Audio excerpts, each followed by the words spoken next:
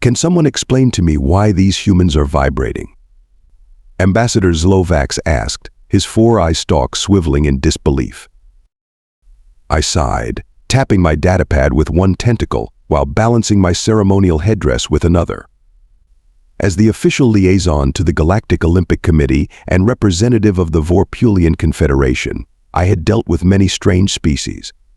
But humans, they were something else entirely. According to my research, Ambassador, they call it being pumped up. It appears to be their natural state before competition, I replied, trying to sound professional despite my growing concern. The viewing gallery overlooked the massive training arena where all 97 participating species prepared for tomorrow's opening ceremony. Most civilizations sent their most elegant, disciplined athletes. The Axiom Collective's representatives stood in perfect geometric formations, communicating only through mathematical thought patterns.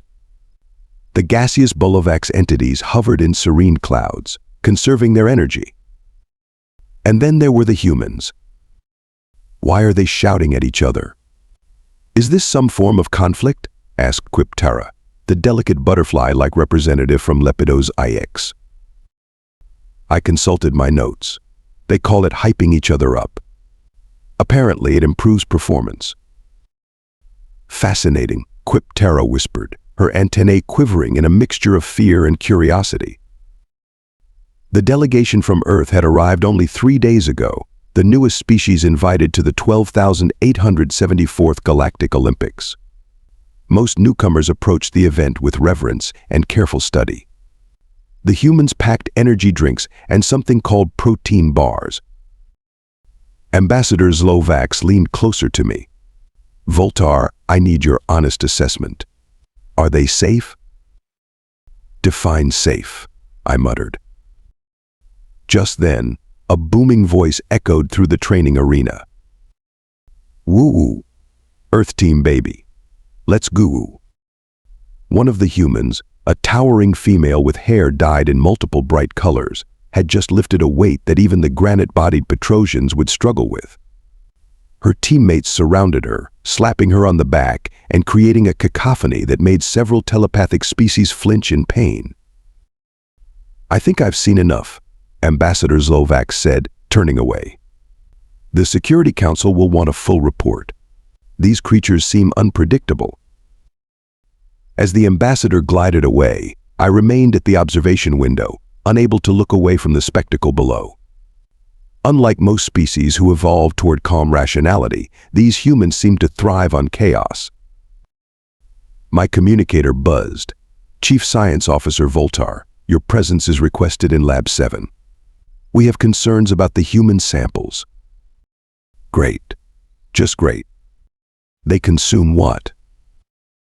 Dr. Plex Quan's voice hit a register I'd never heard from a Quantuvian before. His translucent skin flushed a deep purple as he gesticulated wildly at the laboratory results.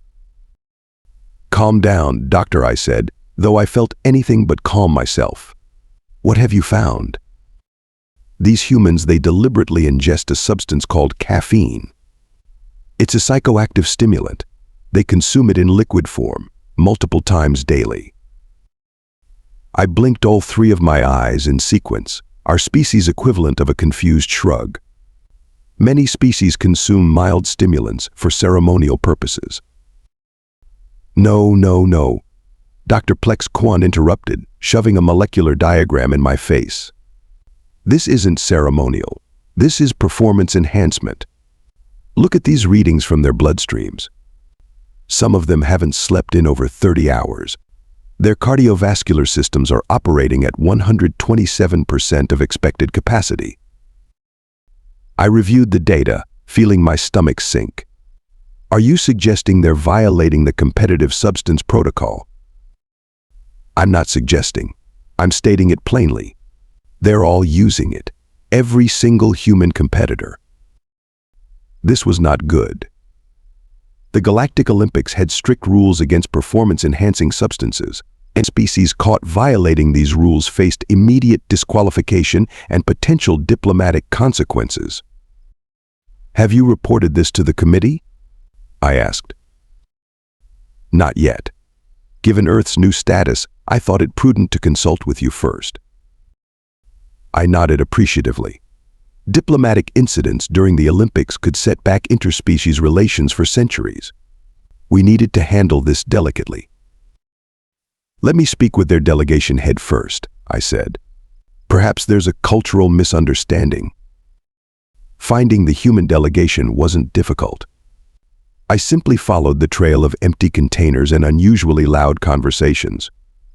Their assigned quarters in the Olympic Village resembled what I imagined a natural disaster might look like.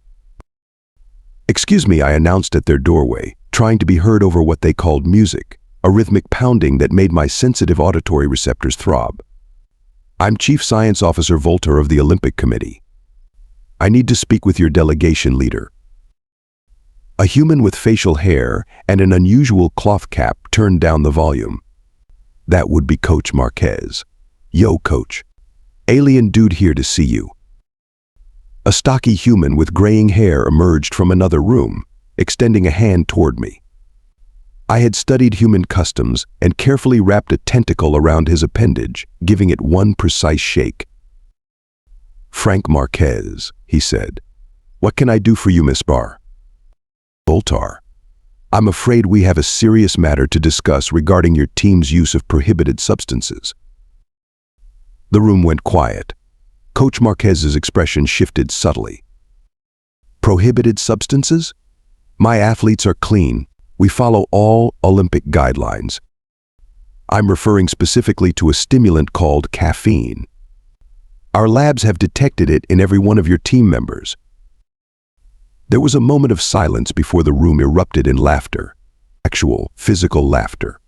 I waited patiently for it to subside, though my chromatophores were flushing teal with embarrassment. "Sorry," Coach Marquez said, wiping his eyes.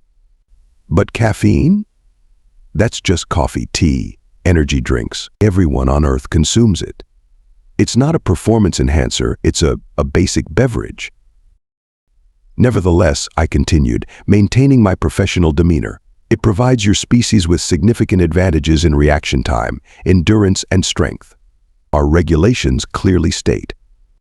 "Hold up," interrupted a tall human athlete. "You're telling me none of you space folks drink coffee? How do you function in the morning?" "We sleep appropriately and wake naturally when rested," I explained, somewhat confused by the question. More laughter. This was not going well. Coach Marquez cleared his throat. "Look, Voltar, we respect your rules. But caffeine is so fundamental to human civilization that asking us to compete without it would be like asking what are those gas cloud beings called?" "The Bullavax," I supplied. "Right, like asking the Bullavax to compete without using nitrogen. It's just part of who we are." I pondered this. The situation was unprecedented. Most species joined the galactic community long after they'd evolved beyond such dependencies. Humans were unusually primitive in some ways, yet advanced enough in others to qualify for Olympic participation. "I must report this to the committee," I said finally, "but I will note your cultural explanation." As I turned to leave, Coach Marquez called after me. "By the way, what event are you competing in?" "Me?" I was startled. "I'm not an athlete. I'm a scientific liaison." "Huh," he said, looking genuinely surprised. "On Earth, folks who make the rules usually have to play the game too. An interesting concept, if utterly impractical. I made a note to include it in my cultural observations." The committee meeting was going about as well as I'd expected, which is to say, terribly. "This is outrageous," thundered Grand Commissioner Ax Lom, his crystalline form vibrating with indignation. "Either they follow our regulations or they are disqualified." "If I may," interjected the gentle voice of Nara Su, representative of the Empathic Consortium.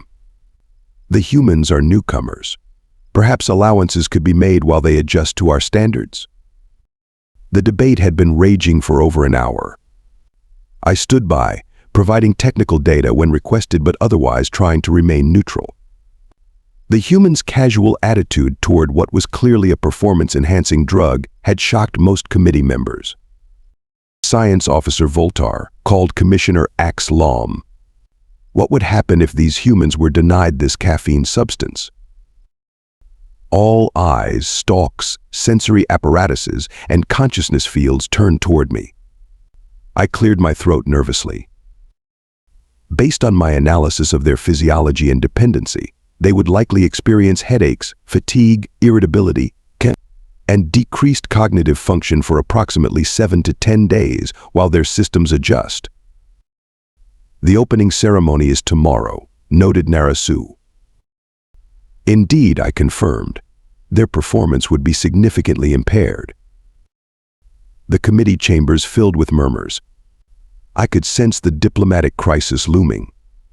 If humans were disqualified from their first Olympics over what they considered a cultural norm, it could set back galactic relations with Earth for decades. Lanumar, the ancient representative of the Qualax philosophers, spoke for the first time. Perhaps there is a middle path. Let them compete this once with their caffeine.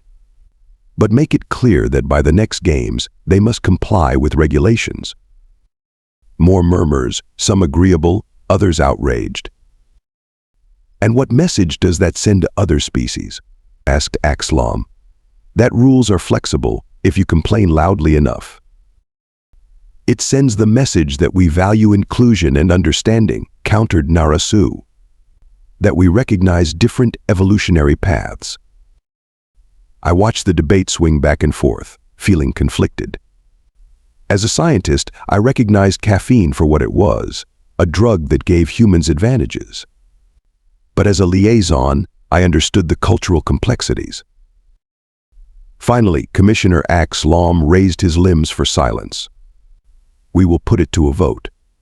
But first, I want to hear from these humans directly. Science Officer Voltar, please summon their representative. Coach Marquez stood before the committee with remarkable composure for someone facing 73 of the most powerful beings in the galaxy. He wore what humans called a suit, an oddly constrictive outfit that seemed designed to limit movement rather than enhance it. Mr. Marquez, began Commissioner Lom, we understand that this substance, caffeine, is culturally significant to your species. However, our scans indicate it provides significant competitive advantages. How do you respond? Marquez nodded respectfully. Honorable committee members, I appreciate the opportunity to address you. Caffeine has been part of human culture for thousands of years. It's in our coffee, tea, chocolate, even some of our medicines. To us, banning caffeine would be like banning water. An exaggeration, surely, said Axlom. With respect, sir, it's not. I'd like to offer a perspective. Every species here evolved under different conditions. The Traxxer athletes breathe methane. The Lumini absorb radiation that would kill a human instantly.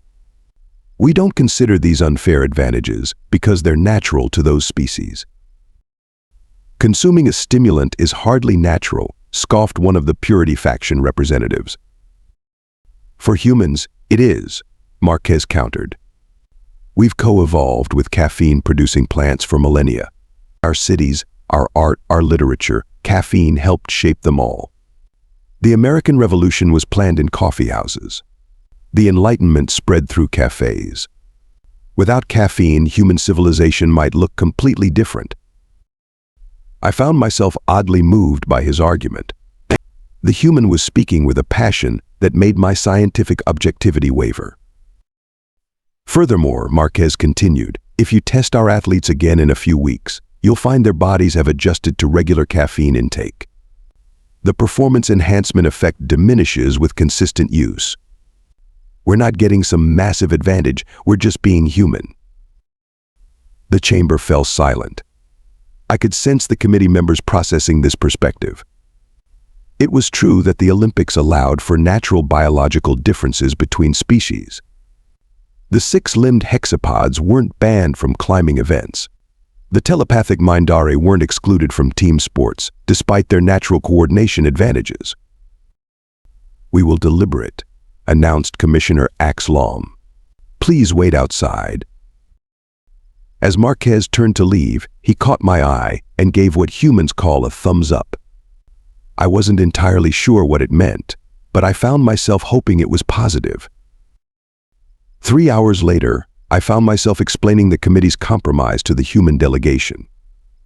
Their quarters were even more chaotic than before, if such a thing were possible. Several athletes were engaged in a bizarre ritual involving plastic cups, a small ball, and what smelled distinctly like fermented grain. "Attention, please," I called out over the noise. It took several attempts before Coach Marquez noticed and signaled for quiet. "The Olympic Committee has reached a decision regarding your use of caffeine," I announced. The humans gathered around, their expressions a mixture of anxiety and defiance. One of them was still bouncing slightly on his toes, which I suspected was yet another caffeine side effect. "For this Olympic Games only, humans will be permitted to continue caffeine consumption, with certain restrictions. You may consume no more than the equivalent of 3 standard Earth coffees per day, to be monitored by medical staff. By the next Games, 4 years from now, your species will be expected to have weaned yourselves down to acceptable levels." Their reactions were a fascinating study in human emotion. Relief, triumph, and disappointment all flashed across their expressive faces. "So we can compete?" Coach Marquez confirmed.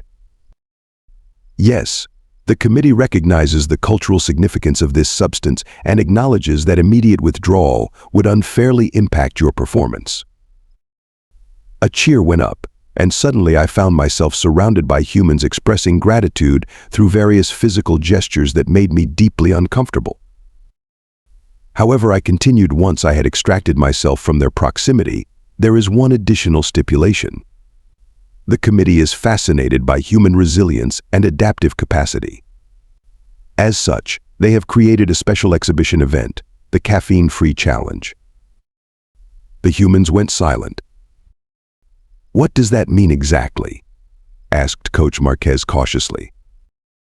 3 of your athletes will volunteer to abstain from caffeine entirely for the duration of the Games. They will compete in their regular events, plus a special multi-species endurance challenge.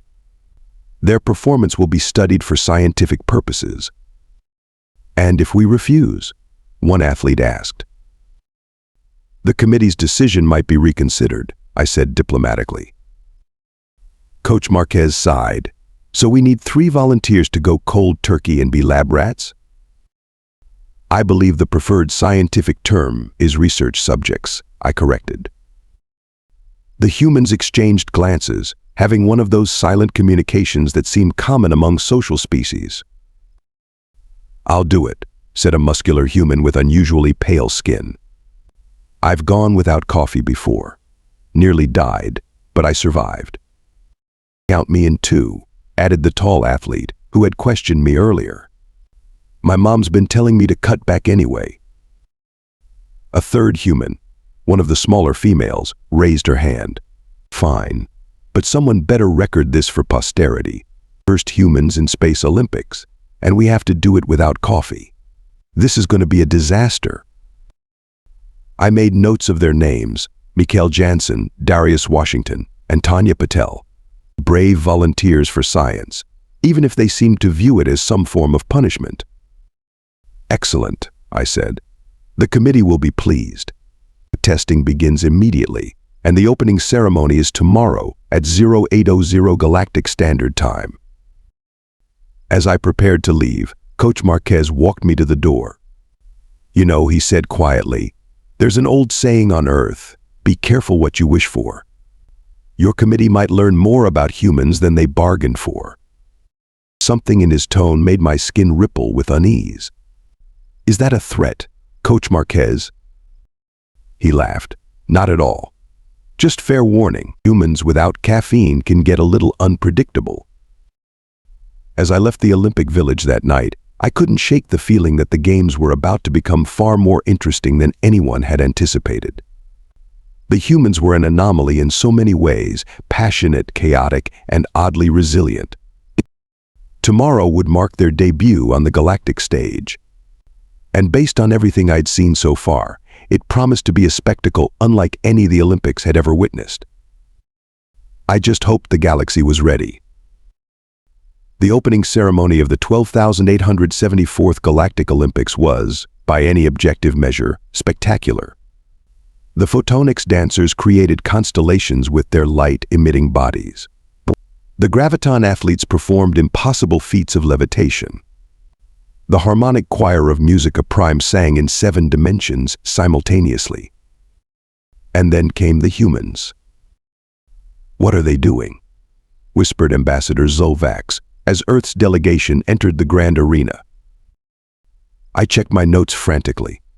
I believe they call it the wave. The human athletes were moving in sequence, raising their arms and making noise in a coordinated pattern that rippled through their group. Behind them, they carried their planetary banner, alongside something they called a boombox that emitted rhythmic sounds. The crowd of spectators from across the galaxy watched in bemused silence. Most species entered with solemn dignity or carefully choreographed movements that had been practiced for decades. The humans appeared to be improvising. "They're certainly enthusiastic," noted Quip Terra diplomatically. "Keep an eye on those 3, I said, pointing to Mikhail Jansen, Darius Washington, and Tanya Patel, our caffeine-free volunteers. Even from a distance, they looked noticeably different from their teammates. Their movements were sluggish, their expressions pained. "Are they ill?" asked Zulvax with concern. "No," I explained. "They're experiencing what humans call caffeine withdrawal. It's day 1 without their stimulant." "Fascinating," murmured Quip Terra. "Their dependency is that significant?" "Apparently so." As the ceremony continued, I kept detailed notes on the 3 subjects. While their caffeine-fueled teammates beamed and waved at the crowds, our volunteers squinted under the lights, occasionally rubbing their temples. Tanya Patel had developed a noticeable eye twitch. "In official Voltar," my communicator buzzed. "Your presence is requested at Medical Station 12. There's an incident with one of the humans." I excused myself and hurried to the medical bay, wondering what new complication had arisen. "I just need 1 sip. Please, I'll do anything." Darius Washington was being restrained by 2 medical drones while Dr. Plex Quan attempted to scan him with a diagnostic tool. The human's eyes were wild, his skin covered in perspiration. "What happened?" I asked, keeping a safe distance. "He attempted to bribe one of the Nectaroid delegates for their naturally occurring stimulant sap," Dr. Plex Quan explained. "When they refused, he became agitated." "I have a headache the size of Jupiter," Darius wailed. "How am I supposed to compete like this?" I approached cautiously. "Mr. Washington, I understand this is difficult, but you volunteered." I didn't know it would feel like this. It's like someone's drilling into my skull with a jackhammer while simultaneously sucking all the energy from my body. Dr. Plex Quan's sensors flickered with interest. "The physical dependency is remarkable. Most species would have engineered this weakness out of their genome centuries ago." "We're not most species," Darius groaned. "We don't engineer out things just because they're inconvenient. We power through. We adapt. We ow, my head." "Can you give him something for the pain?" I asked Dr. Plex Quan. "Nothing that wouldn't violate the test parameters," the doctor replied. "This is precisely what we need to document. The committee is quite interested in how humans perform under suboptimal conditions." Darius let out a laugh that sounded somewhat maniacal. "Suboptimal? I feel like I'm dying. And I have the synchronized swimming qualifiers in 3 hours." I checked my schedule. "Actually, you have the quantum hurdles first." "What?" His eyes widened in horror. "That's even worse. I need perfect timing for the phase shifts." Perhaps some meditation techniques, I began. I don't need meditation. I need coffee. Dr. Plex Kwan made a notation. Irritability, check. Difficulty concentrating, check. Psychological dependence, definite check. I decided a strategic retreat was in order. I'll check on your teammates, Mr. Washington. Try to remain calm. His response was not suitable for official documentation. The situation with Mikhail Jansen wasn't any better. I found the pale human in the preparation area for the strength competitions, staring blankly at a weight that most species would need mechanical assistance to lift. Mr. Jansen, I greeted him. How are you feeling? He turned to me slowly, his movements oddly mechanical. I feel like my soul has left my body and been replaced with wet concrete. I see, and yet your event begins in 20 minutes. He nodded glumly. Yep, power lifting against the granite guys from Petros. No problem. I'll just use my caffeine-free noodle arms. I consulted my notes on human physiology. Actually, the caffeine shouldn't affect your muscle mass, just your energy levels and... It's a figure of speech, he interrupted. Everything feels heavier without coffee. Gravity feels stronger. My eyelids weigh 1,000 pounds each. Even my thoughts are heavy. Another human teammate approached, carrying a steaming cup of what my sensors identified as their caffeine beverage. Mikhail's nostrils flared, and he made a sound I can only describe as primal. Dude, sorry. The teammate quickly moved away. I forgot you're doing that no coffee challenge thing. Mikhail watched the cup with such longing that I actually checked my equipment for malfunction. Surely no being could be this attached to a simple beverage. Perhaps focus on your breathing, I suggested. Many species find that. I've been competing in weightlifting for 15 years, Mikhail said flatly. I have never, not once, lifted without at least 2 espressos in my system. This is like asking me to compete blindfolded. That would actually be a different event next week, I clarified. The sensory deprivation pentathlon. Mikhail closed his eyes. You're not helping, Voltar. My apologies. Would you like me to notify the committee that you're withdrawing from? No. His eyes snapped open with sudden intensity.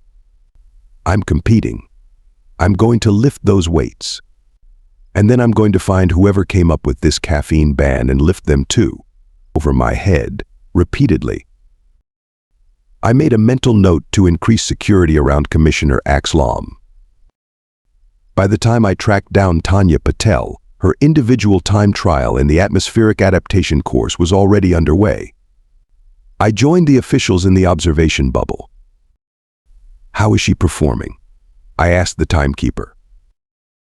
The Chronos official, a being who existed partly in the 4th dimension, gestured to the holo display. See for yourself. She's on the oxygen-depleted segment now. I watched as Tanya navigated the course, which required athletes to adapt quickly to different atmospheric conditions.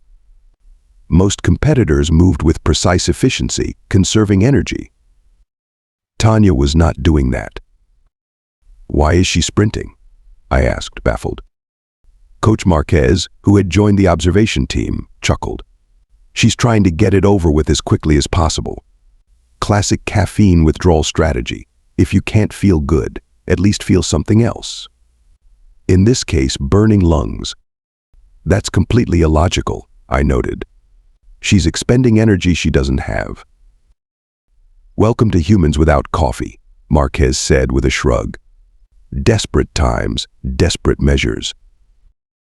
Remarkably, despite her erratic pacing, Tanya was maintaining a competitive position. As she entered the high-gravity section, she visibly struggled but continued pushing forward with sheer determination. She's actually doing well, one of the judges commented, clearly surprised. Humans are stubborn, Coach Marquez said proudly. Take away our coffee, and we get even more stubborn. I was beginning to understand why the committee had found humans so perplexing. Most species, when faced with physical discomfort, would adapt their approach logically. Humans seemed to respond with a mixture of spite, determination, and what they called powering through. By the time Tanya crossed the finish line, she looked like she might collapse. Her time placed her fourth in her heat respectable, if not exceptional. "Congratulations," I said as she exited the course. "You qualified for the finals." She looked at me with bloodshot eyes. "Great. Fantastic. Is this torture session over yet? Can I have coffee now?" "I'm afraid you have 3 more days of competition, Ms. Patel." Her expression could have withered a Venusian flame lily. "When this is over, I'm going to write a book, How I Survived Space Olympics Without Caffeine and Only Contemplated Murder 17 Times. "I look forward to reading it," I said politely, making yet another note about human humor during stress. The first day's events concluded with the traditional ceremony of shared sustenance, where all competitors gathered for a communal meal. It was designed to foster interspecies understanding, with each planet contributing culturally significant foods. I stood near the Earth table, watching with scientific curiosity. Most of their caffeine-fueled athletes were enthusiastically trying alien cuisines, while our 3 test subjects huddled together looking miserable. "How are you finding the games so far?" I asked, attempting conversation. "Everything hurts and I'm dying," said Darius flatly. "What he means," Tanya interjected, "is that we're honored to be here." Her smile looked physically painful to maintain. "The quantum hurdles were challenging," I acknowledged. Darius had qualified, but barely. His timing on the phase shifts had been off by microseconds, causing him to materialize partially inside a hurdle at one point. "I've never felt so sluggish," Mikhail complained. I placed 5th in my heat. 5th. I'm a 3-time Earth champion. "The committee is very pleased with the data you're providing," I offered, hoping it might boost their morale. Tanya laughed bitterly. "Glad our suffering is scientifically valuable." Across the banquet hall, I noticed Commissioner Axlom and several committee members watching our interaction with interest. No doubt they were documenting human behavior under stress. "If you'll excuse me," I said, "I must report today's observations." As I walked away, I overheard Mikhail whisper to his teammates, "I've got a plan." My auditory receptors perked up, but they switched to speaking in hushed tones I couldn't make out. Something told me I should be concerned. Day 2 of the Games brought unexpected developments. I arrived at the Olympic Village to find a peculiar energy among the human delegation. Our 3 caffeine-free subjects looked different. Not well, exactly, but not as miserable as the previous day. "Good morning, Officer Voltar," Coach Marquez greeted me cheerfully. Too cheerfully. "Is everything all right, Coach? Your caffeine-free athletes seem improved." "Just good old human resilience," he said. "We adapt quickly." I narrowed my eyes suspiciously. "Has Dr. Plex Kwan conducted this morning's stimulant screening?" Of course. All clear. No caffeine in their systems. Something wasn't adding up. Humans shouldn't adapt to caffeine withdrawal this quickly. I decided to observe more closely. The morning's events included the molecular restructuring challenge, where Tanya was competing. To my surprise, she performed with unexpected precision, placing 2nd in her qualifying round. "Impressive performance," I commented when she exited the arena. "You seem more energetic today." She grinned. Like Coach said, human resilience. My suspicions deepened. During Mikhail's weightlifting competition, he managed to exceed his previous day's performance significantly, advancing to the semi-finals. Darius showed similar improvement in the synchronized swimming qualifiers, his movements almost back to normal levels of coordination. I discreetly collected some of their discarded hydration containers and took them to my private lab for analysis. The results were puzzling. No caffeine detected, but there were traces of something else. something our standard screens weren't configured to identify. I expanded the molecular analysis parameters and waited impatiently for results. When they finally appeared on my screen, I nearly knocked over my equipment in surprise. Those clever, sneaky humans. Guarana? Ginseng? Taurine? B vitamins? What are these substances? Demanded Commissioner Axlom when I presented my findings to the committee. Alternative stimulants not covered by our ban, I explained. The humans have found a loophole. These compounds produce similar effects to caffeine but are chemically distinct enough to pass our screens. The committee chamber erupted in a mixture of outrage and reluctant admiration. This violates the spirit of our agreement, Axlom insisted. Actually, countered Narasu, they followed the letter of our restriction. We banned caffeine specifically, not all stimulants. They deliberately circumvented our rules, another member argued. They adapted to our constraints using clever problem-solving, Narasu responded. Isn't that what the Olympics are meant to showcase? Different approaches to challenges? I remain neutral, providing only scientific context. These substances are less potent than caffeine, but offer similar benefits. It's quite ingenious, actually. They identified which molecular components of caffeine were triggering our detection systems and found alternatives that wouldn't register. Lanomar, the ancient philosopher, chuckled softly. Perhaps we underestimated these humans. They've shown resourcefulness and adaptability qualities the Olympics were designed to celebrate. So we just allow this deception?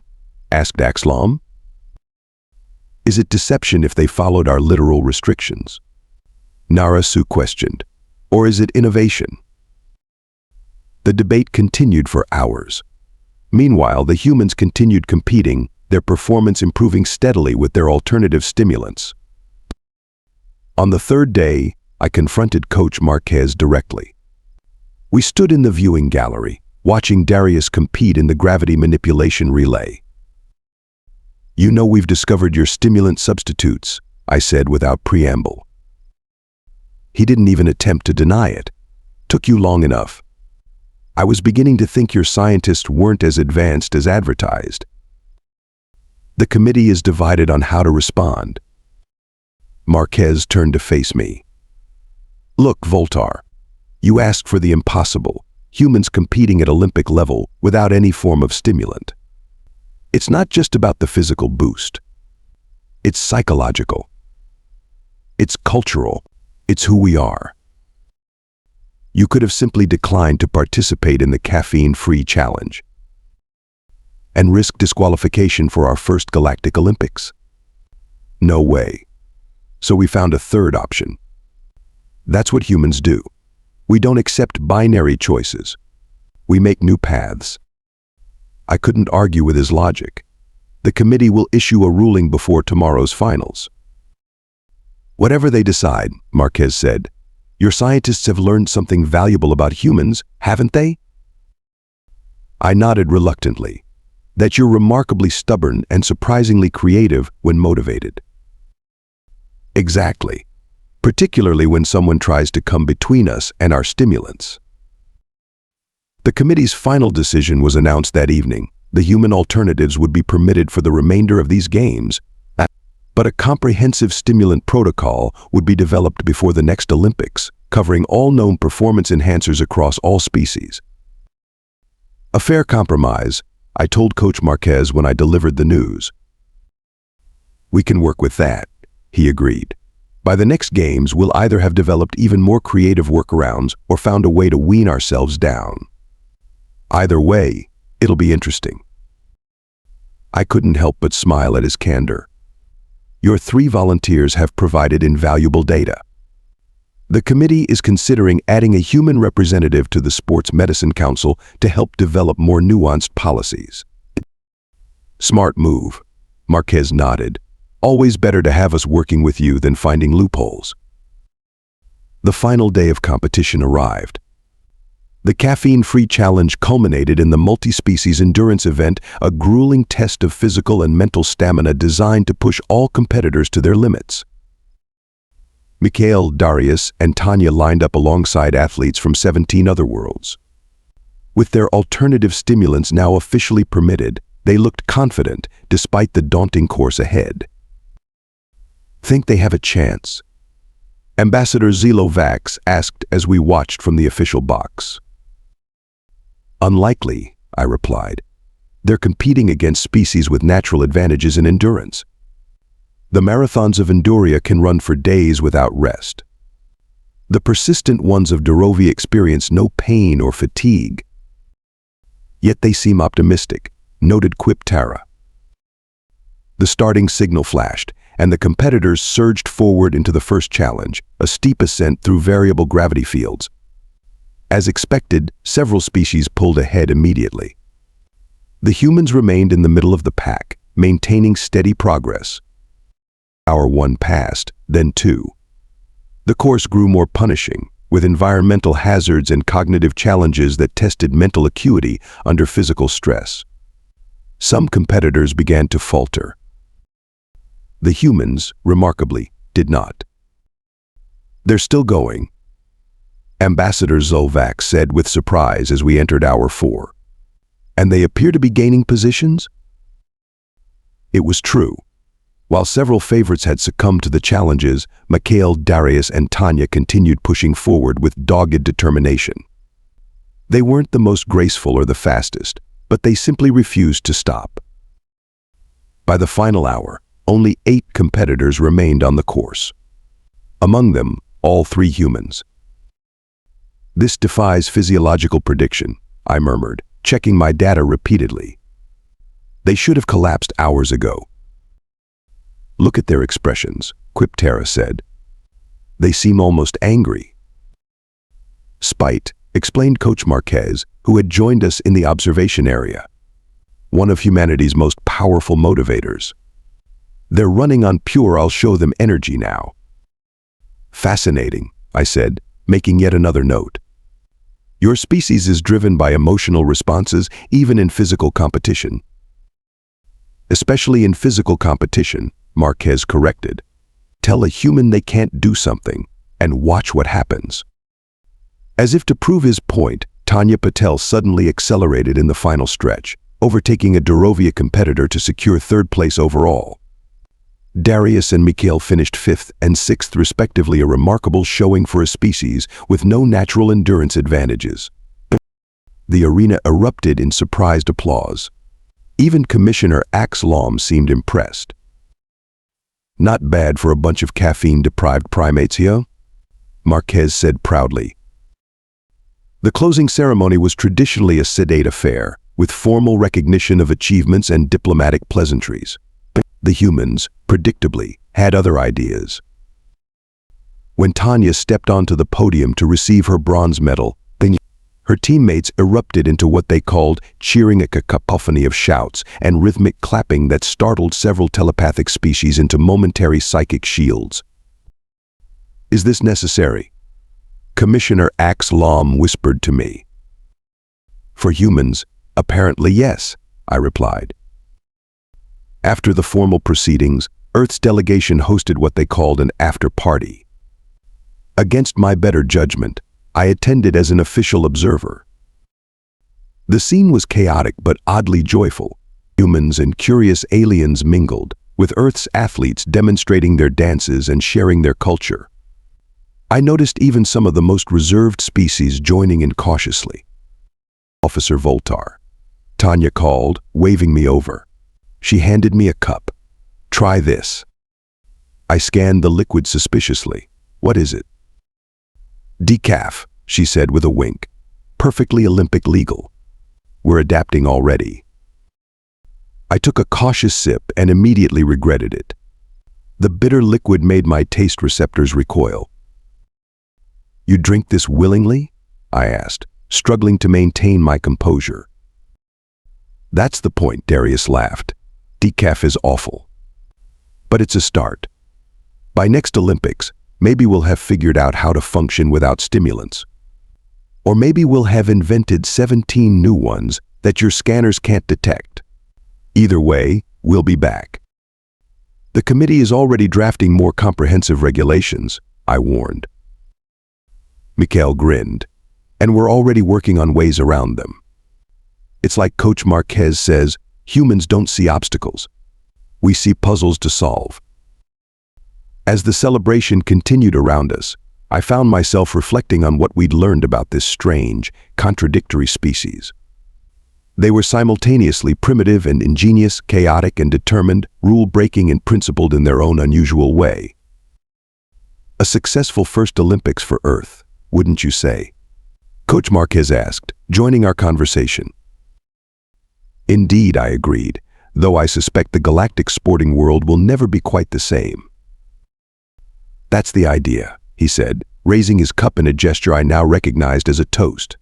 To caffeine banned today, but forever in our hearts. And to humans in space making the galaxy just a little bit more interesting, one cup at a time. Despite myself, I raised my cup too. The humans had certainly made these games memorable, and I had a feeling they were just getting started. As for the caffeine ban, well, that was just the beginning of a very long, very caffeinated relationship between humans and the galactic community. And somehow, I suspected both would be better for it. Though perhaps considerably more exhausting.